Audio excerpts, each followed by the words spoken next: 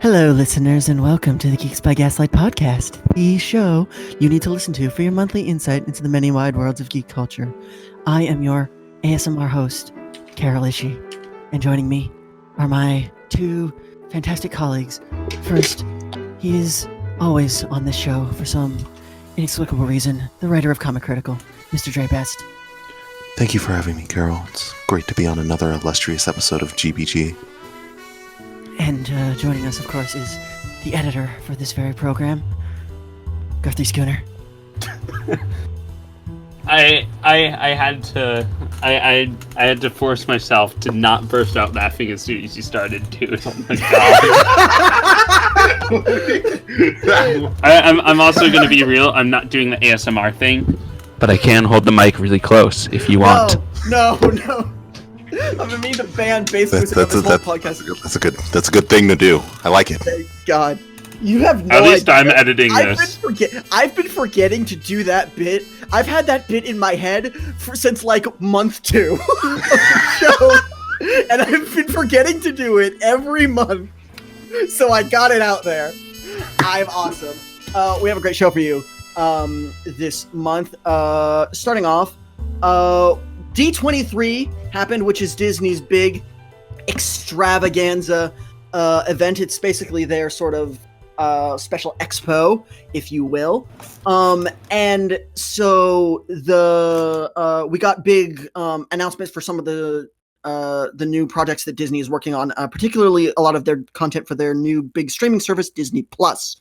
Not to be confused with Apple Plus, which is also rolling out in the same goddamn year with the same goddamn name. God. Remember when people were thinking that Apple might buy Disney? God, that was a scary day. That was a very scary day. They were like, it's going to be like the first $1 trillion company. And I'd be like, okay, on the one hand, that might be kind of epic. But on this other hand, that's like terrible for like, everything. And like, that's like just imagine the nerds in like Steve Jobs black sweaters at Apple, like rolling into Marvel Comics and being like, what you need more beveled edges, and you need to make all the panels round. I really don't need Disney to like Disney things, like Disney related apps and shit built into my iPhone. That's not a thing I need. That'd be like no, absolutely not. It's because it was like everyone was freaking out because it was like it makes sense because like Tim Cook was obsessed with Mickey Mouse because he got him on the hands of the Apple Watch and he was super proud of it. Whatever. Wait, that's not what we're talking about. I was just saying that because the whole Disney Plus Apple Plus thing. Let's get back on topic. So their first announcement was that you know how Walt Disney's body. This is GBG. Let me go on a tirade. Fine. No, we need to get back on topic. So the first announcement was, you know how Walt Disney's body has been cryogenically frozen under Disneyland for the past like 50 years? They unfroze him.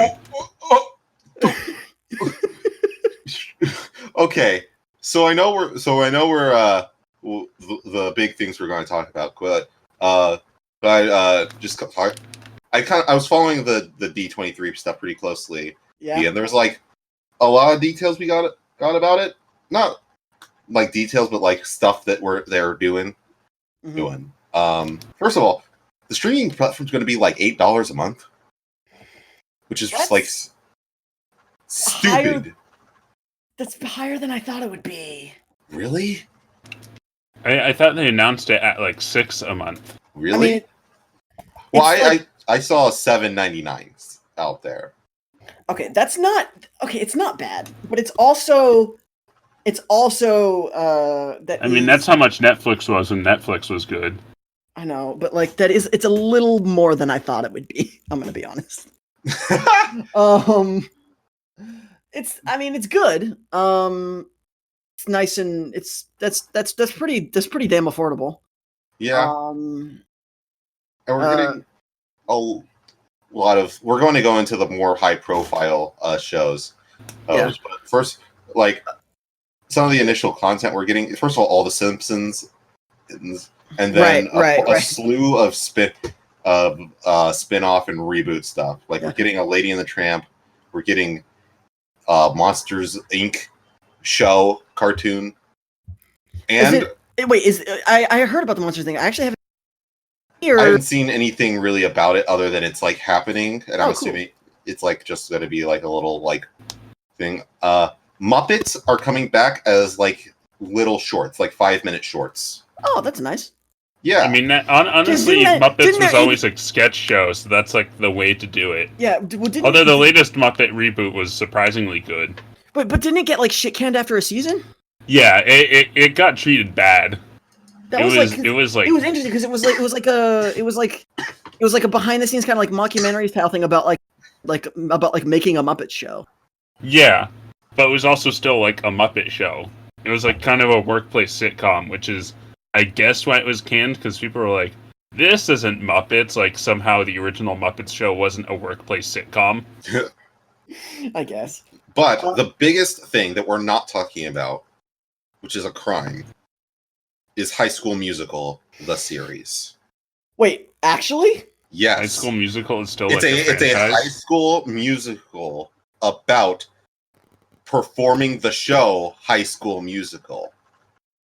That's too meta. That's too meta. Is Zac Efron back? Is Zac Efron back? It's not. No, it's a class of high schoolers, like drama kids, who are putting on the musical High School Musical.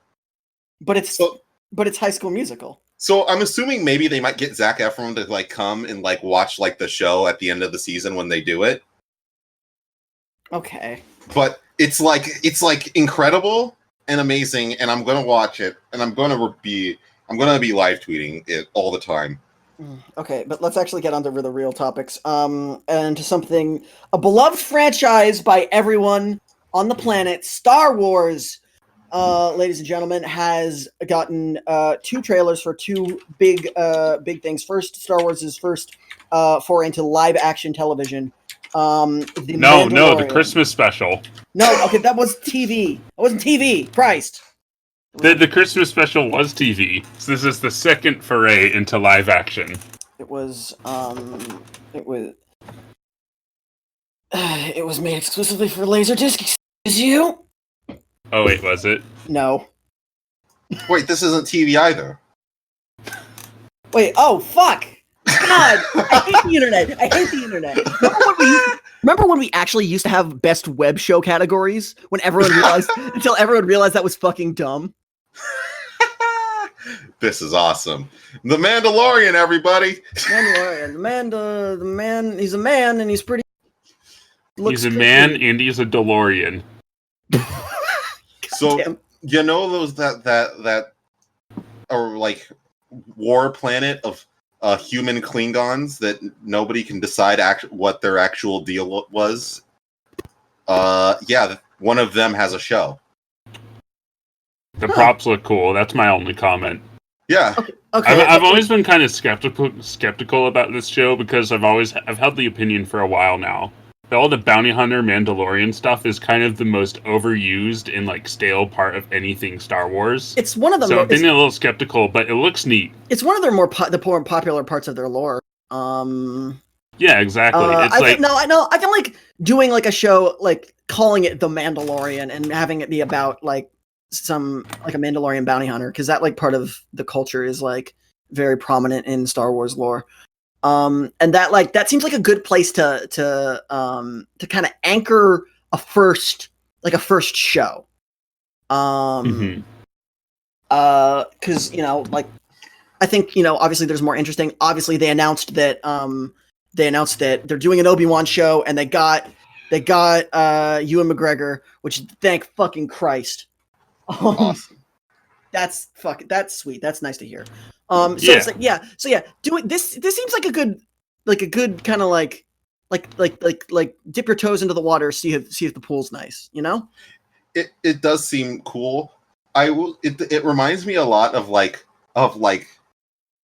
before YouTube Red, but like right in like the like YouTube like partnership days where people would just would like make their own like shows, like that Mortal Kombat show. Oh. It kind of reminds me of that, and that's not like at least visually, Are you talking about like the Isn't it like a Power Rangers thing that everyone got mad about because like the Blaster did coke? Power/Rangers. Yeah. No, everybody loved that, and then like a couple years later, everyone went back and was like, "Huh, that sucks." What the fuck were we on? Yeah, Coke. It was the coke. it was the coke. No, that was only the Black Ranger. But it's like, and those shows, like, yes, they're bad, but hey, they looked really nice. So I think I like the look. Are you talking about like Corridor Digital and stuff? Yeah. Yeah, no, I get that. Everything looks it looks almost movie-ish. Like almost movie quality. It's still like you can clearly tell it isn't. Mm-hmm. But it's like the production feels like they're serious and want to make this like a big thing, something that would like potentially like. Yeah, well, I mean, Game of Thrones is over, so everyone's throwing their hat into the ring to get the next Game of Thrones. What's going to be the next Game of Thrones? Which it's like it's not going to be what everyone thinks it's going to be. No one was expecting Game of Thrones to be the next Walking Dead. So it was the next Breaking Bad. That was like the thing. Oh yeah. It was like the big. I can't keep track of my prestige TV that everyone follows, I don't. And Breaking Bad was like the new like America's Funny Home Videos. And it's like, you know. Of course it was. Man, remember The Wire? Everything traces back to Ray William Johnson eventually.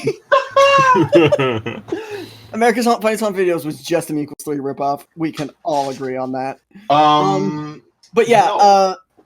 Yeah. So Mandalorian looks cool, looks high budget. That seems to be a running theme because for a lot of these Disney Plus shows, because they're putting a lot of their film divisions behind them to make them feel like big important deals.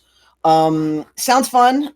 Disney Plus is not going to have any R-rated content on it at all, which is questionable if you're going to be going up against Netflix and Hulu and Amazon. I'm sure they'll trial by fire. They'll get there. What do you mean going up against Hulu? Oh. I mean, like Hulu has Seinfeld, so God. It's at least funny until they NBC releases their exclusive streaming service for like 3 people to subscribe to it just to watch Friends. God, I completely forgot that fucking Disney owns Hulu too. You really? It's really like Disney really can't like lose here. Fuck. I love competition. Yeah. Anyway. Spoken like a anyway, man. Apply antitrust laws to Disney. Break it all up and keep Marvel Studios as one entity this time, please. Okay. We might need laws just for Disney. It's fine. It's fine if, like, I don't know, if fucking, like, Paramount DreamWorks. No, if like DreamWorks rises from the ashes and decides we're gonna be a multimedia conglomerate. Oh, they like DreamWorks is going to create a line of theme parks and then cook the books and say that they've been making billions of dollars of revenue that they haven't for years, and then use that to strong arm their way into the stock market to buy up every media franchise. This sounds like a joke, but that's literally, we just found out like 2 days ago that Disney actually literally cooked the books on all of the parks' revenue for like 2 decades straight, and nobody caught them. And so it might actually be possible that Disney literally lied its way to the top. So fucking what? Yeah. Their accountant for 8 years. Their accountant for 8 years literally went to the news and was like, "Hey guys, just so you know, they've literally cooked the books on their revenue for years." And Disney was like, "No, he's wrong. No comment." Okay, Burr. You must be talking about some other company. I don't know. Okay, but, we definitely didn't lie about our parks revenue, especially back when we were like completely bankrupt, except we just insisted that the parks were profitable the whole time. You know, amusement parks, the most expensive industry ever. Yeah, we're fine. Fucked up. Yeah. Speaking of more Disney, so much more Disney. They literally had their D23. They more Star Wars. They released a trailer for the next big trailer that's got everyone chattering for the Rise of Skywalker. No look at the Emperor yet. No look to see what that's even gonna be like. But everyone's like, oh shit, we got like evil Darth C-3PO, and the Rey's got red lights. She's a villain now. She's totally evil, and that's totally not a fucking Force vision. That's gonna be a dark reflection of herself in her mind. That's not what it is. She's evil. Believe it. That's the direction they're going. Yeah, this really, shit's really like, man, why would she be wearing those robes? 1,000 reasons. And at the bottom is she actually turns real for realsies. Okay, but if that actually happened, I think I might actually like J.J. Abrams now. Okay, if they do it, they won't. I would respect it so much. But It'd be cool. It'd be just so insane that they couldn't not do it. I mean, it would be dumb because it fucking throws out the last two movies. Yeah. It'd be dumb, but at the same time, maybe do that. It's like it's gonna be like a bit where she sees it oh, what if I took Kylo's place and Kylo was me. What if we switched roles in this weird, dark, twisted game that the galaxy is playing on us? No, I don't think it's that. I think it's like a hallucination or like a force. It's gonna be she's gonna go to the Force Cave on Dagobah. Come on, do it, pussies, do it. What it's Abrams really being like, that box I got. What? Speculate, internet. The mystery box is such a meme. It is, but it's it's really not much more than the other trailers, but it's I mean, there's 2 new scenes, and the rest of the trailer was old movie scenes, which was that's cool. But did anyone else internally groan with the Attack of the Clones scenes? Yeah, I did. I cheered. I got out of my seat and did a backflip.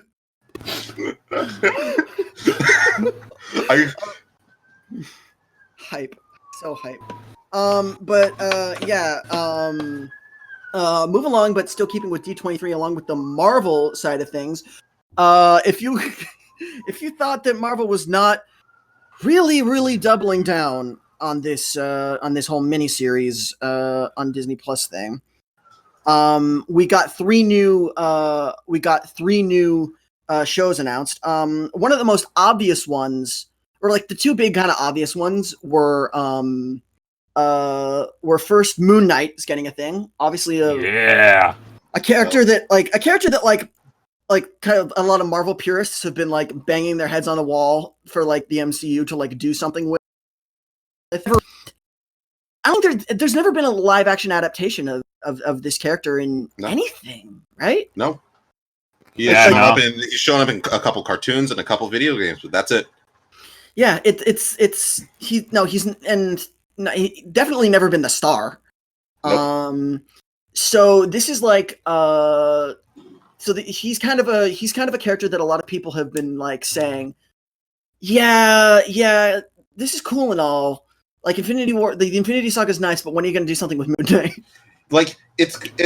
Been me. And everyone, that's what people were asking about with the Netflix stuff. Everyone was like, okay, well, these street level characters. Well, I guess we'll be getting Moon Knight at some point. Oh, that is weird. We're not going to see, at least for well, actually, it's interesting because I was reading about what happened with the Netflix deal kind of thing. And there's a 2-year wait from when the shows get canceled for when Disney can use those again. So if those shows are further down the pipeline, then we could see Daredevil in this show, which they won't, but please, you could. It's not the wild. We can't have them show up because we've seen Misty Knight's boobies, and we can't have her be on the. We can't. We haven't seen them. Action figure. She was wearing a bra. No, we saw them. No, we didn't. I guess I'll have to rewatch the first episode of Luke Cage now. I guarantee to you, we did not because they're not allowed to show them because it's a Marvel properties. That's we didn't even. Okay, if there's anyone's tits we would have seen, it would have been Jessica Jones's. And we didn't, so that I fucking hard counter till we saw Misty Knight. Man, I really missed my opportunity to watch any of the Netflix Marvel stuff to its entirety. They're right there. You can Wait, they're do still on whenever Netflix? Yeah. I thought they were taken off when the deal fell through. No, all that shit's still there. Oh, dang. Watch at your leisure. And finally Might say I'm gonna watch Daredevil and then not. Please, I need someone else to watch Iron Fist and then be right with me. I might do that. Or I might just watch The Punisher. Maybe. Getting back on topic, Moon Knight. Moon Knight's pretty cool. What can you tell us about this character, Dre? Well, my biggest hope for this show is that it's fucking weird and trippy, and we don't know what's going on half the time.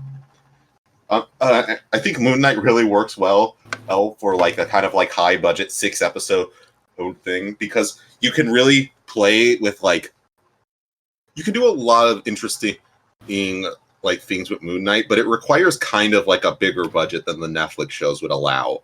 I always thought that a Netflix show, Moon Knight series, would be really boring, because they wouldn't have the budget to do any of the weird you don't know where you are, or if they did, it would just be Mark Spector's in a hallway, and then Mark Spector walks out of the same hallway, and they look at each other, and the gamma, you have to turn the gamma up on your laptop to see what's going on, all Netflix shows. But it's I'm excited for this character. I imagine it be the Warren Ellis run, since that's the popular one, and it works well for movies, since Warren Ellis writes his stuff to be made into movies.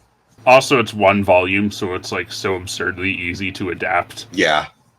I'd like to see one of the earlier runs get adapted for Moon Knight, but let's be real, that's not happening. You'll see. It'll probably be. Listen, they'll probably do Daredevil it, where he's Mr. Knight for the whole first season, and then he gets a costume. The whole show is just him as a mercenary, and then the final episode he goes to Egypt, gets killed, and ends up being resurrected under the Khonshu statue. These are going to be miniseries, so they're going to be 6 episodes. So if that's the case, then they might not want to. And it's it's a different team that's making them. Yeah, so they might not want to beat around the bush like that. I don't. Feige's on board, baby. Feige's on board. I do. Get the juice is rolling. No, if we don't get an episode adapting the whole ghost punching issue, shit's bad. Maybe, I don't know. But the other kind of big obvious character that wasn't the kind of the big shock, at least to me, one of the more obvious ones was that they're doing it basically from the ground up. I feel like this character was made to be put in this, but we are getting a Miss Marvel Kamala Khan show. Yep, this is hype. This cool. I was honestly surprised at this, because I thought this character is one of the few comics to make money for Marvel. It's a hot character. Right? Yeah, and I just thought, oh well. Well, we're calling women it now. Jesus. I'm okay, this character's probably going to be in the movie, but I think this isn't really for me to be oh no, she's getting a show, not as important. It really shows me oh, these are important. These shows. Mm-hmm. These shows are big deals. Because Miss Marvel has been really dominating the comic world since 2014. She's been around for 5 years. That's weird to think about. And it's her story's so perfect for a show, because it's a classic comic book. It's story one issue storylines, and everything works out really well. I'm this is the most hyped thing from the MCU for me right now, because Miss Marvel, it's just a fantastic character, perfect for this. And I'm really excited to see more kids get to know it, like know this character. Yeah, that's what I'm excited for. I personally have the Miss Marvel run, so I can't say I'm necessarily a fan of a character, but it's just cool, you know? I have one big question going into this. Will she be Inhuman? Because that's a whole can of worms. Because here's the thing. With the continuity that they have from Agents of S.H.I.E.L.D. and yes, the Inhumans show. God, I feel like I have to fucking say a prayer and do a Hail Mary because I said the devil's name. But no, but like it that would be super easy to explain lore wise. It would be because she just takes the pill. Yeah, she just like, or she was just like an Inhuman. Yeah. It'd be like super easy to do. But like they might not want that baggage, and I honestly don't blame them. I really think that I think she will, but I think we might just like not be like. I think how Inhumans previous to like this aren't canon anymore. No, I could honestly see them just completely cutting off that limb, wiping Agents of S.H.I.E.L.D. from existence. Yeah. Oh, I would be really sad. Yeah, me too. But it's like, okay, you know what they could just do? Easy fix. They have X-Men now. Make her a mutant. No, that's a big comic debate that I don't want to fucking deal with. I don't want people to start thinking they were right. Well, you see, Miss Marvel would have been so much better if she's a mutant. You know, I'm not reading the book because she's an Inhuman. Shut up, dude. Shut up, dude. Just read the fucking book. I don't want to deal with that. I guess that's the reason enough. Yeah, it is. It is. You don't want to see. Nobody wants to see more Twitter rants from me. If you want my guess, it is definitely going to be like Scarlet Witch and Quicksilver. It's like going to be some Hydra thing since the MCU loves doing that. Yeah. Okay, but like Hydra's like, I mean, we say Hydra's dead, but it's like cut off one head, another two more show up because we're a Hydra organization. Well, it doesn't even have to be that. It could be like, oh yeah, Kamala was like, you know, some like other Hydra experiment in New York, and then when it collapsed, I don't know. They could tie her in more to like the cosmic side and do with more Captain Marvel shit. Hopefully, Brie Larson will be in it. I can imagine it showing up for an episode. Yeah, that'd be nice. Or maybe like we know that with like the stuff we've been told about like WandaVision and Doctor Strange that there will be more crossover here. Yeah. So maybe we'll see Kamala Khan and Captain Marvel too. Oh, that'd be nice. Yeah. Yeah. Fingers crossed. But fingers go from crossed from being many oversized because we're getting the big shocker to me, because I never thought they were doing this in a million fucking years. Just on sheer concept alone. And you know what? I'm not Dre. She-Hulk! She-Hulk! It's She-Hulk time. I'm so glad. See, listen, here's the thing. Black Widow's cool. Captain Marvel's cool. Hey, I just talked about how much I liked Miss Marvel. Mm-hmm. The best Marvel female superhero outside the X-Men is She-Hulk. Undeniably, this is not an argument. She-Hulk has deserved to be in the MCU for so long, but she has that name, She-Hulk. And so I thought, you can't make a movie out of that. This is the perfect place to put it. Because people, you're not trying to tell everybody to go out and watch She-Hulk. People already have it with their Disney Plus show, and people are going to watch it. And this if I can make it, I think this is gonna be like the big breakout. I hope so. Because I think this character, or who she like, her personality, her status quo, her like setup is just so like easy to like relate and like. Yeah. One of the most inherently like likable characters in the Marvel universe, I think. Yeah. And so I have so much hope. This is like, man, my head's like, yeah, I'm excited for Miss Marvel more, but like, man, She-Hulk, seeing people being like, I love She-Hulk is gonna be a great time. God, this like upcoming phase of movies, there really be, yeah, we're doing Moon Knight and Blade, but also like Miss Marvel and She-Hulk, and like Shang-Chi and Shang-Chi and the Eternals. Like, this is really a big what?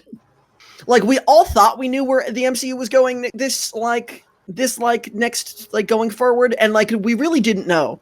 Thor 4, boy. Thor 4, more Thor. But yeah, those are sort of some of the big takes coming out of Speaking of things in the MCU, Spider-Man! Oh, don't make me sad. Oh, what? What's going on? What? Jré?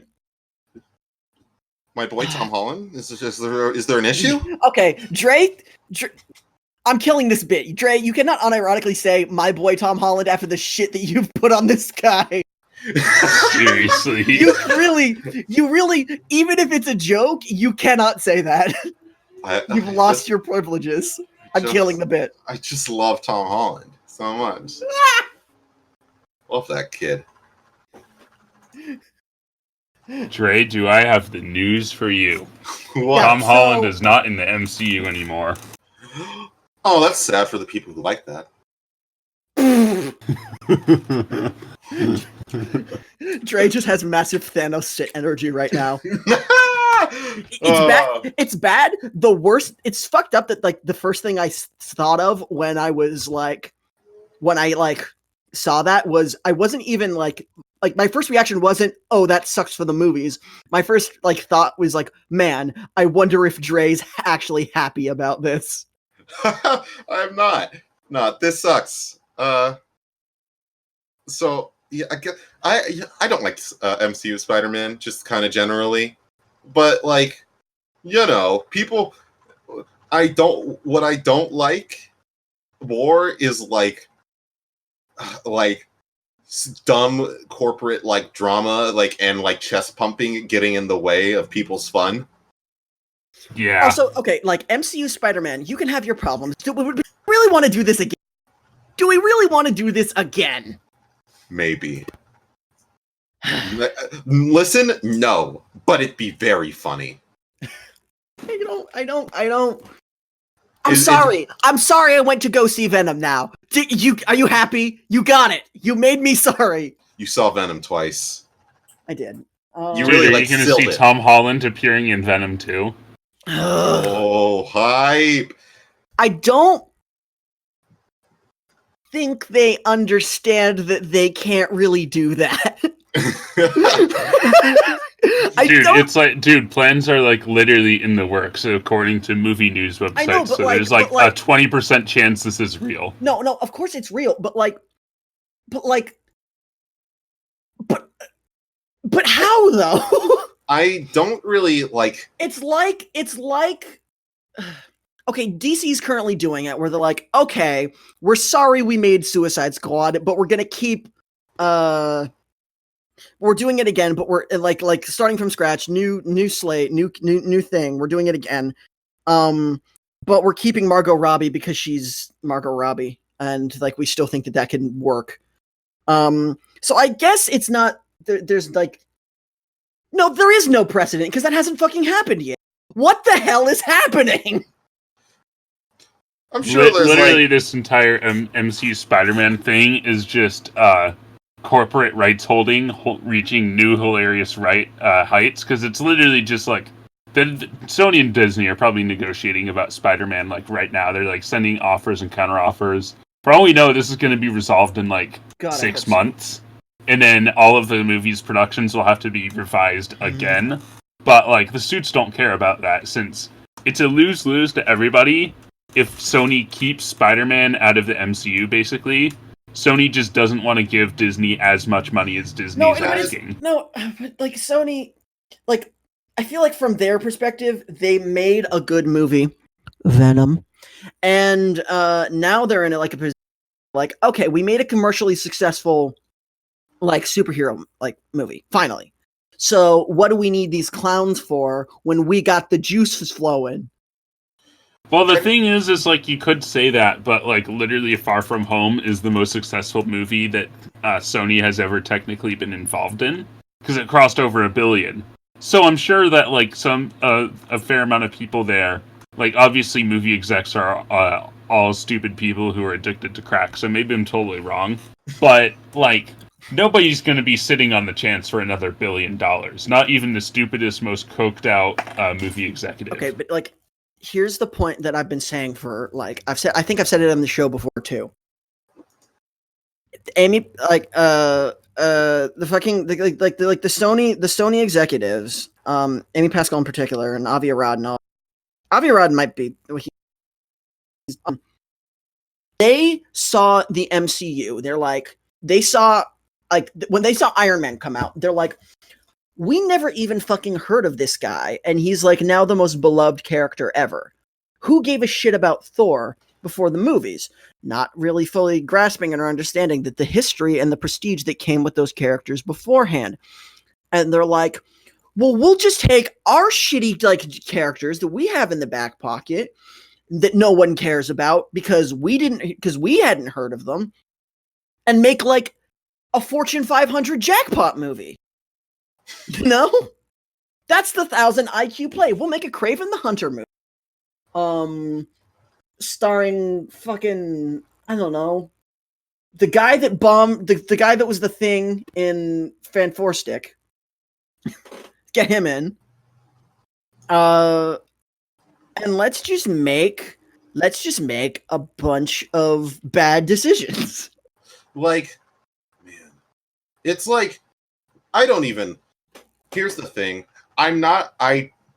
Ultimately, I don't have much of a stake in this game, right?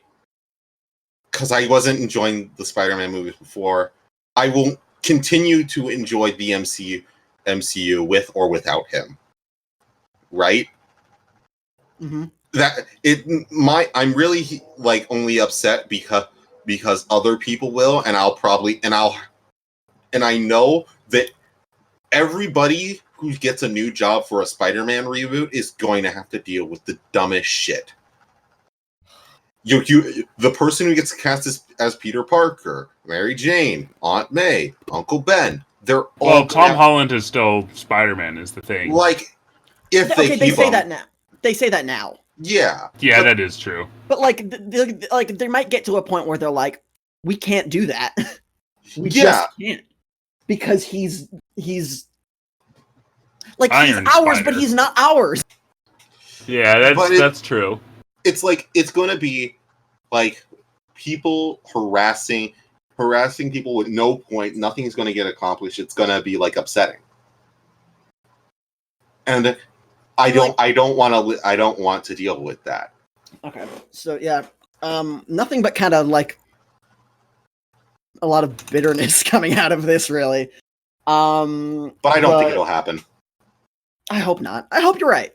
Let's like here's to hoping that Sony and Disney like fucking like they stop their massive dick measuring contest, and maybe hopefully Variety was just blowing smoke when they reported it. We really got we got James Gunn back, and it's really like I think it's like, man, if we can get James Gunn back, I'm not gonna be like, oh no, this is impossible.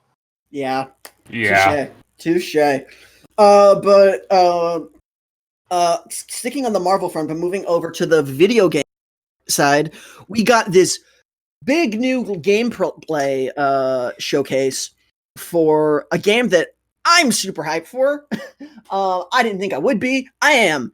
Avengers Project, or I guess just the Avengers now, which is a fun thing to call it. All right. It's story time. Who? It's fucking story time, right? I saw this. Listen. Let's settle into our hammocks. All right, everybody, gather around. Because when I was going into E3, I was super pumped to finally see more Avengers Project. And then I saw Avengers Project, and I was like, that looks fucking bad. And like, that was my initial reaction. I chilled on it a lot afterwards. Yeah. But I still was, like, not very excited for the game. This press conference, or this, like, not press conference, gameplay we saw did start to turn me around a bit. But here's the thing.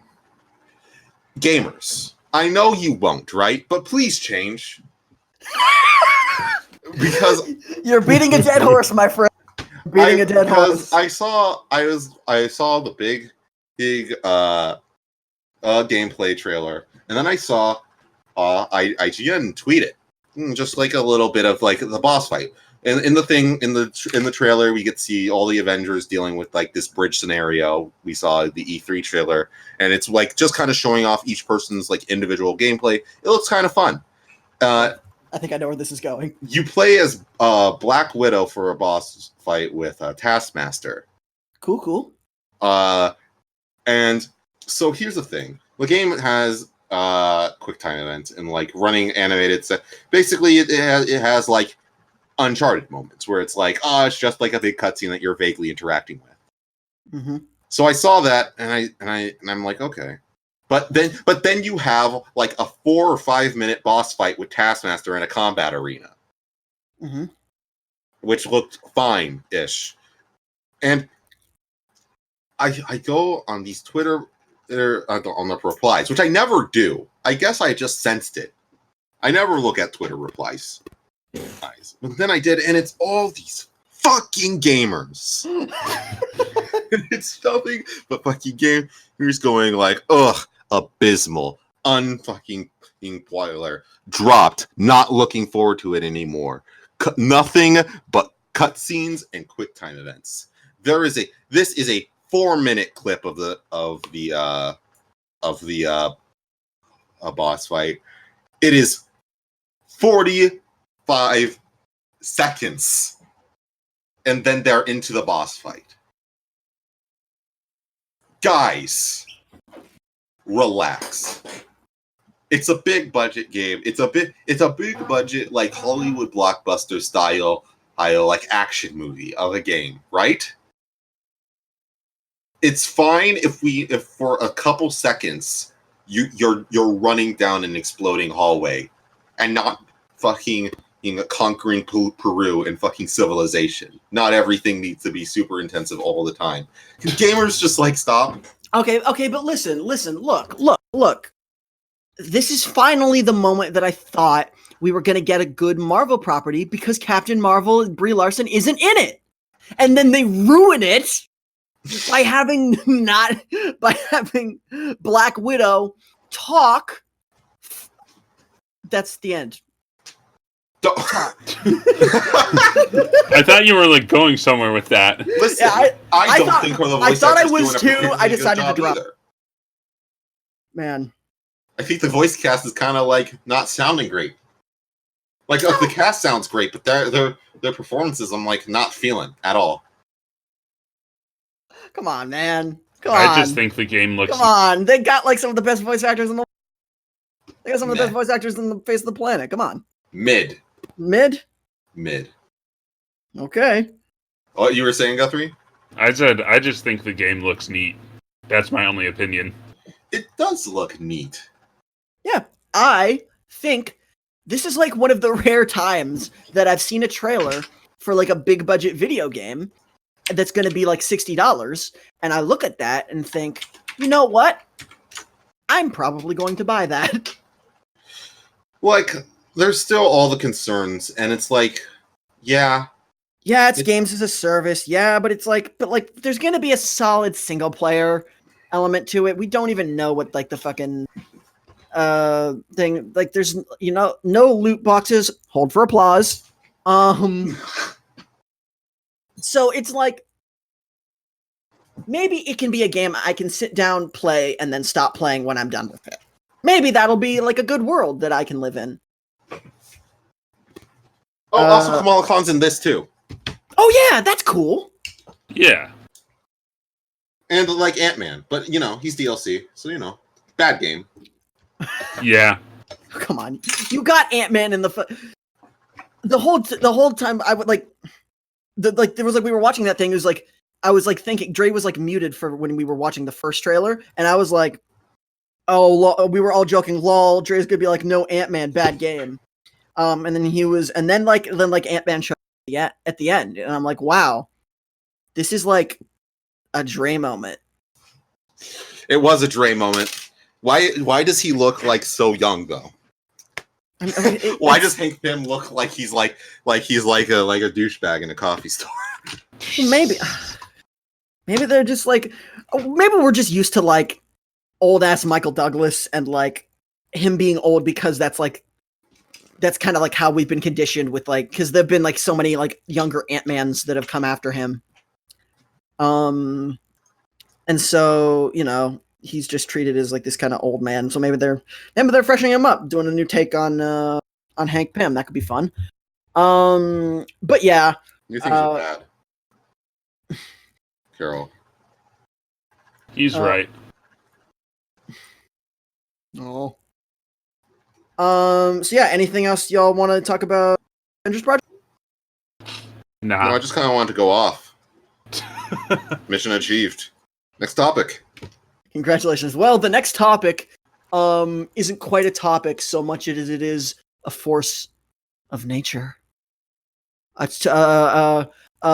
storm is a-coming. The winds of change are blowing on these high seas. And now the earth has opened, and the magma of justice is pouring onto the land. Guthrie's Hot Takes is coming up next! That's by me. All right, and welcome to the best show on the podcast, Guthrie's Hot Takes, where I talk about the things that annoy me, and I really do be spitting straight facts. All right, so I'm going to go right into this with something that's been really pissing me off lately, which is all of these Russian doomer music playlists on YouTube, where it's like, okay, I get it. You're a Slavaboo, you play Stalker, alright? You went to college and you had an existential crisis. But, like, do you have to do it online, dude? I'm, like, tired of seeing these things pop up where it's, like, music I actually want to watch, not, like, some sad Russian song, alright? Like, please, just stop, alright? Stop having an existential crisis, or I will shove you in a locker, because I am sick and tired of these videos, alright? Just like I'm sick and tired of my voice being crap, but that's a different story. I can't just stop that. And then, second off is, this Popeyes chicken sandwich, right? It's driven everyone insane. It's the new Szechuan sauce. It's the new Rick and Morty Szechuan sauce. I'm so funny, right? Alright, this is making me mad because it's like, so everyone's saying it's better than Chick-fil-A, which is like, literally just better than garbage, so I don't get it. Chick-fil-A has always sucked. I've never seen the hype. Southerners are wrong for this one. Waffle House is still legit, though. Alright, so Popeyes did the chicken sandwich, and it is better. But, people have been sleeping on Popeyes, and now they're going just for the meme sandwich. Want to get the Popeyes sandwich? I heard it was good on Twitter. Alright, like, listen. Don't even get the sandwich, get the red beans and rice, and get some biscuits. That'll make you happy, because that's actually way better, alright? Best fast food items in the biz. Can't prove me wrong. Almost better than my favorite brand of gas station peanuts, La Isla Snacks. And, finally, aside from my, currently sick voice, final thing that's been pissing me off, alright, is just freaking Twitter in general. I need to log off, man. Alright? I'm like actually a technophobe. I'm like about to move to Iowa and start a corn farm. Those are my straight facts that I've been spitting. See you on the next show. And we are back. Thank you, Guthrie. I can no longer feel because you've burned my nerves. Thanks, I did that. So moving on to our favorite segment, recommendation. We got a doozy. We got a doozy for this one. Let's say I go first, gentlemen. I will talk to you about this. Okay. I was going back and forth on whether to talk about this, but because I had a whole other thing lined up that I might still talk about in the future, so I'll kind of keep that one under wraps. But there's this little series of games that I've heard about from our good friend Mr. Scott Heemstra, who, if you're a fan of the show, then you will know quite well. Scott's a big visual novel fan. I've always gotten a good vibe on a lot of his stuff. So I decided to kind of like make an effort to try a Scott thing. And I ended up settling on because I was just like scrolling this sort of, because I actually just got a new computer that allows me to actually play video games now. And I was scrolling the Steam library, and I realized, oh shit, all 3 Zero Escape games are on sale for $8. So I'm talking Zero Escape. I'm gonna try to do my best not to spoil things, because this is a very spoiler heavy series, as are a lot of visual novels and the like. So I played all 3 games like a fucking maniac. I basically I think the term is no-lifing. I think that's what it's called. But I feel like I went above and beyond. Let's just say, okay. I beat Zero Escape, 9 hours, 9 persons, 9 doors in 27 hours. Flat. As in, I didn't stop playing for 27 hours. Continuously. Like, the longest time I had was, like, I got up. Like I got up a few times to, like, stretch and, like, think and, like, walk around. But, like, the game never, like closed. Dude. I might need help. Fun fact about that, that and another following Zero Escape binging session, led me to miss my first day of class when I needed to get an ad code. So my college semester is now fucked by a Scott. So no, it's fucked by you. I know, but it's just funnier to blame it on Scott. No, look. If you don't know anything about Zero Escape, it's a visual novel, sort of a lot of mystery elements, very heavy on escape, on like the gimmick is these you are kidnapped by a mysterious figure named Zero, and throws you into this sort of life or death game. In which you're forced to go into these escape rooms, complete challenges, and unlock the mystery of what's going on, who you are, why you're there, and what everyone's kind of relationship to each other is. There's a lot of really, really interesting stuff in this series, like conceptually, that I really, really resonated with. I guess I'll start talking about the first one, 999. Because I think that's probably my. I don't know if it's my favorite. It's between that and the second one. I've also played 999, by the way. Excellent. I have not, but because like 999, it's very good. It's man. So you play as a guy called Junpei. He gets thrown onto this ship, and there's and he wakes up, and you know Zero basically tells him and a bunch of these other people, including a sort of a long lost childhood friend of his, that they've all just kind of got to solve these mysteries and figure out this sort of like enticing death game. And there's one guy, the big guy, he doesn't have a lot of he's an amnesiac. He doesn't have his memory all straightened out. There's this one of the guys is this super stupid, hyper aggressive one. There's the one kind of like nice, kind of like demure old guy that's like it's like trying to be, clearly there's something else going on there, but like you don't know. And so he's nice to your face, but there's a lot of layers operating. There's a brother and sister pair that appear to know more than they let on. And I really, really, really liked how the game sort of like it built the rules of the game into the narrative of the plot. Because there's many multiple endings in the Zero Escape franchise, but I'm sticking with 999 for now. 999 has one true ending, and you kind of have to navigate your way through several of the bad endings, of the wrong endings, in order to fully deduce how to sort of get your way into the true ending. And it uses and the game uses elements of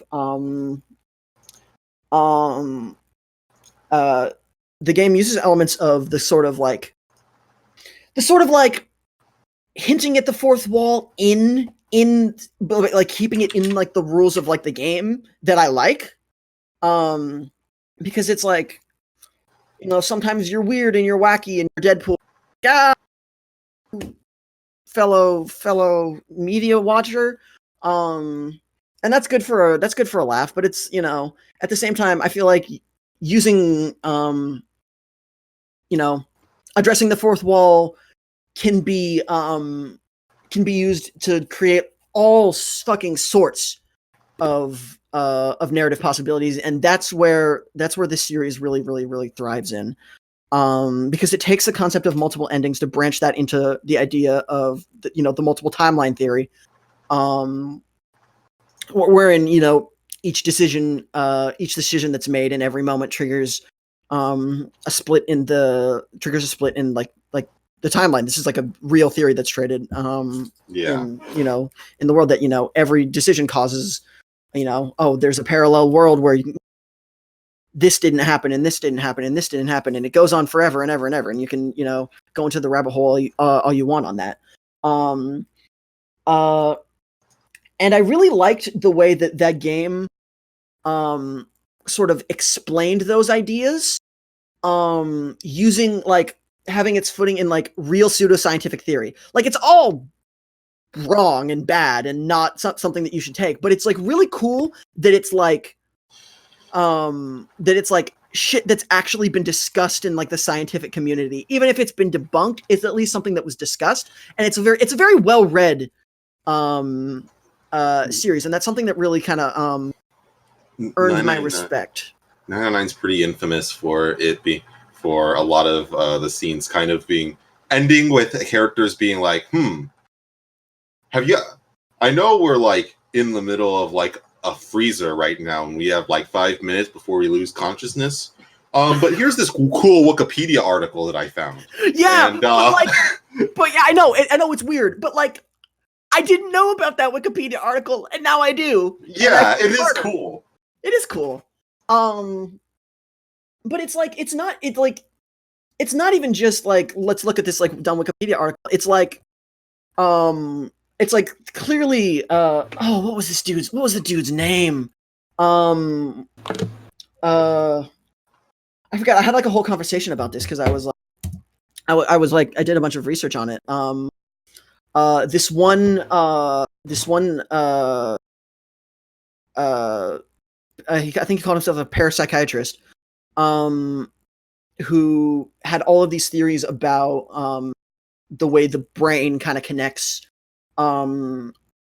sort of like how like multiple people's sort of brain connects. Sort of, it's like it's a stretch to call it telepathy, but like just that's for simplicity's sake, that's what the game calls it.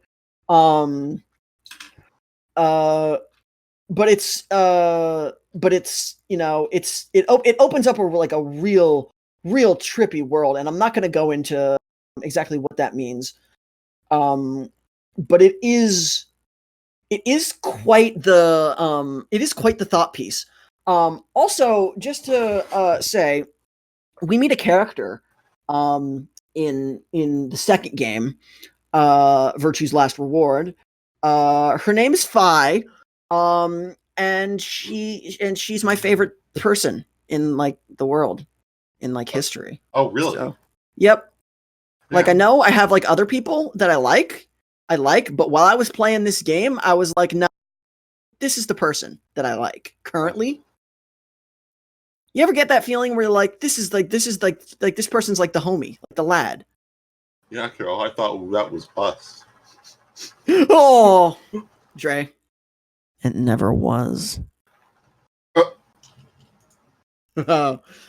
But, you know, these are the ramblings of a madman.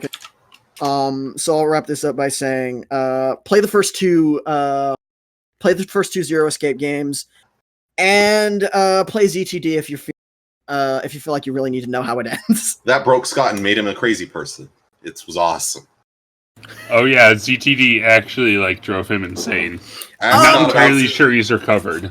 Ask Scott about Zero Time Dilemma anytime. So, like when you want to like go for a sad laugh. I saw him watching the trailer once and crying. He told me he really likes it. I'm not sure if I'm pretty sure he was gaffing you. Gonna leave it. Anyway, play Zero Escape. It's good. That was a bad recommendation for me because I'm just kind of like stringing thoughts together. But I mean, from what I understand, the Zero Escape series is made for crazy people anyway, so like this is just par for the course. Yeah, I beat the second one in 2 days. I took one break. Silly Are dude. you like good, dude? No! What part of this did you think made me a good person? I don't have control. You should sleep like Guthrie's recommendation. Yeah! Sleeping dogs. Hey, thanks, Jré. I like just got it. Like it took me a second. Not gonna lie. No, you hopped on it. I mean, yeah, but like there is like a delay. Like you know when you click on a program on the computer and there's like the tiny little like loading circle for a second? Yeah. That was me. Yeah. And Anyway. you click on it 6 more times and it just makes it go slower and then you fucking break your computer. Yeah. It'd be like that. So anyway, my recommendation is the hit new video game everyone loves, Sleeping Dogs. Wait, I wish. with the time. Yeah. So Fun game. me and Sleeping Dogs, you know, if you don't know, Sleeping Dogs is basically a GTA clone, but it's set in Hong Kong, and it's basically structured like a Hong Kong action movie instead of like Actually, crime it's a comedy. sandbox crime GTA series. Full autonomy rights to that genre, and you would know that if you spend any time. So anyway, it's a GTA clone set in Hong Kong. And so the first time I played this, I was like kind of feeling it, but I basically like dropped it because I was like, the gameplay isn't that good, and I'm just bored, right? Mm-hmm. But on a whim, I decided to pick it up because it's like, I want to play a GTA game, but the only GTA game I actually own is GTA 4, which last time I tried to install it on my computer, it took me 2 full days by my count. Like, it took a week from like downloading it to like when I was actually able to play it. Like, GTA 4 on Steam is a mess. Huh. So I was like, you know what? I'm just gonna download Sleeping Dogs instead, since that's like a game that isn't as much of a mess to set up on the PC. Turns out it's still a mess because it doesn't recognize my controller, so I had to hack the game, but whatever. And so, Sleeping Dogs, Sleeping Dogs is kind of like a lot of those, I'm forgetting the name of the series, but if you've seen The Departed, it's based off of this Hong Kong action movie where it's basically about a police double agent in a... Oh, I didn't know it was based on Infernal Affairs. Yeah. The Departed is based off of Infernal Affairs, actually. Well, I knew The Departed was. I didn't know that Sleeping Dogs was. Well, I mean, it's kind of a common plot thread in Hong Kong action movies to have undercover cops. Huh. So I'm not sure if it's necessarily Internal Affairs because it doesn't have the second guy, who's the mafia mole in the police. So I'm not sure how much of it is based on it, but basically you take the place. You basically take the place of a police mole in I was about to say Yakuza, not the right country, in the Chinese triads. You begin working your way up, and something I didn't appreciate the first time is this game is extremely funny. Like, it's a janky-looking game, but, like, literally some of the side missions are the most hilarious shit. Like, you help a guy who doesn't know how to drive get away after the first time he punches a cop because he went out with his girlfriend, only for you to find out that the guy never actually asked her out. And then the second time he literally shoots up a store because some guy cheated at cards. Like, the dialogue is hilarious. But then I also, basically I downloaded it, I began playing it, and I began really enjoying myself with this game. It's like, I'm actually pretty invested in the plot, and like, I feel like part of it is I'm doing all the side missions, which are like kind of better since they don't drag on for an hour, honestly. Yeah. And like the actual melee combat gameplay is, it's pretty good. It's not deep or anything, but it's just it does its job, and all the environmental finishers are the best. Like, there's no better feeling than seeing the strongest guy in a group run up to you. You just grab him and you throw him in a dumpster. And he's out of the fight. That shit's fucking. That shit so good. Also the AC fan environmental attack is probably the best one ever because you just shove this guy's face in a fan, but he's not dead. Don't worry. Mortal Kombat rules. Basically. So it's kind of a quickie since like this is an old game, but Sleeping Dogs is really good, and sadly it will never get another game because Square Enix is fucking stupid. That's my recommendation. Play Sleeping Dogs. A man without sleeping dogs is not a whole man. Oh, that sounds epic. Swag. All right, go ahead, babe. So, all right. Last month was a little hard on the brain for your good friend Jré. Basically because so if you didn't know this about me, I'm the biggest wrestling fan on this show. Okay. First of all. So, and I watch the best promotion in the world currently, New Japan Pro Wrestling. That's probably true. Wait, no, it's not. NXT's a thing. What? New Japan's better than NXT, like consistently. You have the right to a wrong opinion. NXT? You don't watch NXT. I watch enough. Welcome to GBG Wrestling. Seeing you guys talk about wrestling is always the funniest thing. I'm like, damn, I really need to watch more. I really need to watch more New Japan so I can get in on this. Oh my god, you have no idea. It's so. What was I saying? Carroll's something about how you're the biggest wrestling fan, and I'm watching your swag money. You watch New. You're better than me. Yada yada. Oh, okay. Well, New Japan just got done with their big tournament, the G1 Climax, which is the best, most well-respected tournament in wrestling currently. It's the biggest wrestling tournament on the face of the planet. And I decided I'm going to watch all of it. God fucking help you. So I Almost did. It is. In your defense, it's like 50 matches because it's not a single elimination tournament. Everyone fights everyone. It's a round robin tournament. There's 2 big blocks, each containing around 6 people. Well, and they just go almost every day of the week for, I believe, 20 days. It's an insanely brutal. It is a brutal tournament. It's grueling as fuck, but it's completely worth it. I'm gonna say I was watching it, and there were days where I was like, not where I didn't even want to watch it, but I'd sit back and it always won me over. The best thing about the G1 Climax is that it's all right. So you have all these wrestlers in the tournament. They're all competing, and everybody has to fight everybody in their block, right? Mm-hmm. Right. So not everyone has a story. Some people do. But the great thing is, it doesn't matter because stories naturally form just from the G1 climate. It's a round robin tournament. Not so it's all point based. Every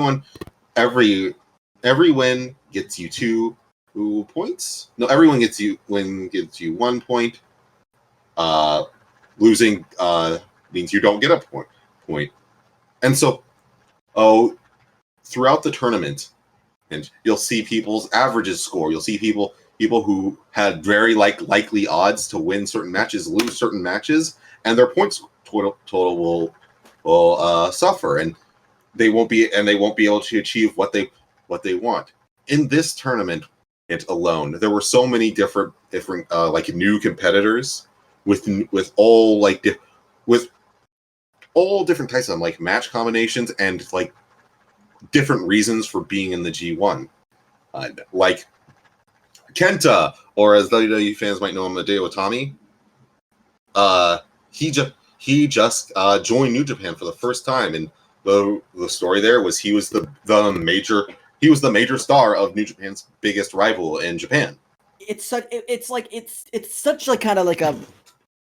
of hard to like approximate here, because currently, the winds are changing, but there's like over here in the West, there's one gigantic wrestling company, WWE, and so having a sort of like person of Kenta's stature kind of like leave his home promotion of Pro Wrestling Noah to go to the the bigger stage of New Japan. It's like, it doesn't sound like as big of a deal on paper, but it really, really, really is. It is. And Kenta's a huge fucking deal. And he joined, and he got all these different matches with people who were big stars when he was at the top in Noah. People who are the current stars now when he left. People who were also in Noah, or people who openly disrespect that he's in New Japan. All those different stories got told in the 10 matches. By the way, sorry, 10 people per block. That was my mistake. In the 10 matches that he had all these different kind of stories where he came out, and his character changed through all of that to like becoming like this massive like fans loved him when he first showed up in New Japan, to being like one of the biggest villains in the company. Or people like Sonata, who'd been in the G1 before, but just got recently. Is like on the back of like this massive like winning streak, basically. Mm-hmm. But the one thing is, he could never beat the current champion of New Japan, Okada, and he just scored his first win in this tournament. And stories like that show up all the time. I guess the biggest thing about this tournament was that recent WWE defector, Dean Ambrose, now Jon Moxley, was Mox. He was an entry. He joined New Japan, became their United States champion. About which, fun fact, he cannot defend in America. Yeah. and joined the G1. And he had one of, if not the best, one of the most entertaining runs in this tournament. It was okay, because like Dean Ambrose or Moxley now is probably it's a tight race with him and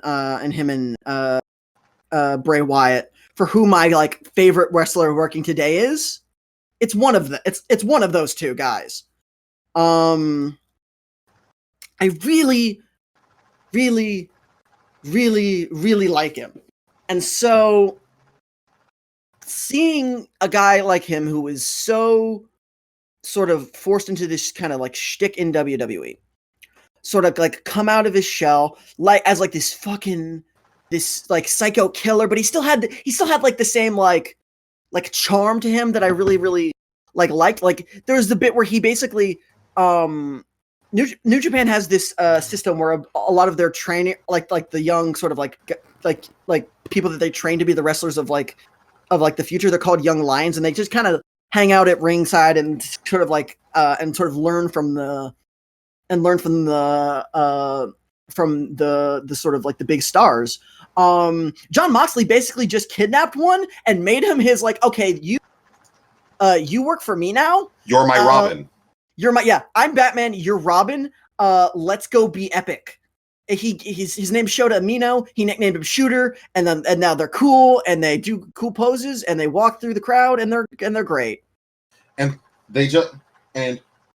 John went on a tear and he was undefeated for so long. Oh my god. He was undefeated. He did a vicious killer. He took out like top guys, people that you wouldn't think, oh, they'll have Moxley beat him. Yeah, he beat the Stone Pitbull, Tomohiro Ishii. And then he just gets taken out by their comedy act, Yano, who's a guy who can't wrestle, duct tapes Moxley to the outside, and Moxley gets counted out.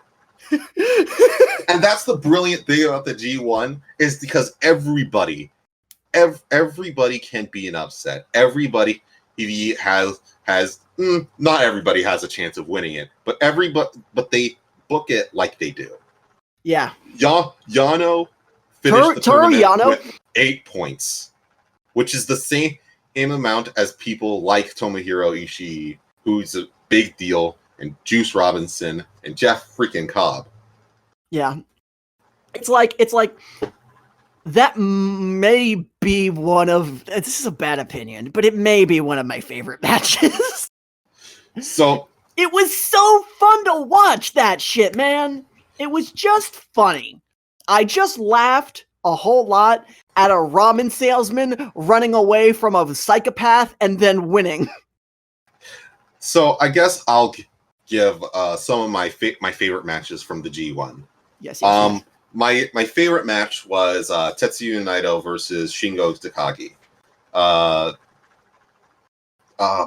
heard it was brilliant. I never watched it. I need to. Up there is Naito Ishii, Naito Juice, and Moxley White. No Sonata Okada, huh? No, I was just handling some of the B block people. For A block, Jesus. Will Ospreay versus Okada. Will Ospreay versus Lance Archer. Okada versus Kenta. Kenta versus everybody. Sonata versus Evil. Basically a veritable who's who of like some of the top performing wrestlers in the world. And just having barn burner matches with each other. And what's truly the best one, Lance Archer versus Bad Luck Fale. God damn it! I knew you were gonna go there. One of the boringest matches I've ever seen in my life. It's amazing. Go and watch it. You will fall asleep. It's awesome. I guess I should also mention the finals. I can't believe I forgot about this. Oh, okay. Shit, yeah. The finals you also... really didn't. Kota Ibushi, new star for New Japan, just signed what's said to be a lifetime contract, which nobody knows what that means. That shouldn't. For the one thing, that's a scary thing to say. But whoa, what? So everybody loves him. He's been a universally beloved wrestler in Japan and America, and this is the first long time deal I believe he's ever signed, really. Mm-hmm. And so they put him in this year's G1, and he just he really didn't have a bad match. The asshole. Not a single one, not a single dud in his entire tournament run. He wasn't in the same block as Fale, was he? He was not. I knew it. Wait. Yes, he was. What am I talking about? His Fale match wasn't great. Okay. Just checking. Love you, Bad Luck Fale. And so there you have it. And then you have Jay White, who is the most hated man in New Japan and one of the best heels out there today. The man is so hated. He's after this big run with the IWGP heavyweight belt, which actually wasn't very long at all. Not a single defense to it, but he did so much that he has heat like nobody else in the company. Yeah, it was funny with him because when he won it, it was considered such a big shot because he was nobody. Yeah, I mean he was somebody, but he was somebody, but he was not IWGP heavyweight championship material. You think when you examine all the other people that had held that belt and the people who were around him, he wouldn't really seem like the guy to put it on. But he won it, and he was a right prick about it. And so he lost it, and he's been going on there. He's been trying to get this belt. He's been doing so much shit. He's been slagging off the promotion's traditional style. He hates strong style. He took Okada, their top guy's manager, who's also the booker. And Keeley, he had Kenta join the Bullet Club. And not only that, okay, if you don't know what Bullet Club is, go to a Hot Topic. You know that one shirt? The one shirt with the skull and the guns that you think, man, you have to be a real douchebag to wear that. Yeah, that's them. Oh. Damn. Dunking on me slowly covers my Bullet Club shirt. Just ownage. Not only that, they have Kenta join the Bullet Club. They have him beat up Tomohiro Ishii. Everybody's dad had. They have a recently retired due to injury wrestler jump in and fight Kenta, and then they beat him up very carefully so they don't actually hurt him. And they come out and wait, hold on. Why would they do that? He jumped him. Huh? They need to take the fight to him. Why would they be gentle? He's their enemy. Because wrestling's fake. Ah! No. See, I'm gonna have an existential crisis. And Jay White and Kota Ibushi had the most babyface versus heel match ever. If New Japan or G1 finals are some not people listening to this show won't. Good guy versus bad guy. Oh, so heel versus villain. Basically, it's like this sort heel of versus villain. Heel versus villain? Yeah, that's what you said. God. Heels are villains, baby faces are good guys. It's basically good versus evil, but done really, really well in a new, interesting way with characters you give a shit about. And G1 finals are usually just whoever you like, you cheer for. Or it's both people are super over. No one's unsatisfied if somebody wins. It was not that at all. The crowd loved Ibushi, wanted him to win, and they were like crying for him. And Jay White was like the most despicable man on earth. And they had their match, and the crowd was in the palm of their hands, and it was like a ride. And Ibushi won, and he gets to fight Okada at next year's Tokyo Dome show. Oh, and it was hype. It was great. I loved watching the G1. This probably didn't make sense, but I would recommend that you at least give some of the matches a try. Watch a couple days next year. Yeah, the way to watch it here in the States is to get a subscription to New Japan World, which is their very, very confusing website. Yes. But if you can figure out how to get it, it's definitely worth a shot. I did not watch nearly as much as Jré, but from every match that I saw, pretty much every match that I saw, I had a goddamn blast. Jay, you did a good one. My eyes are burning. All right, all good?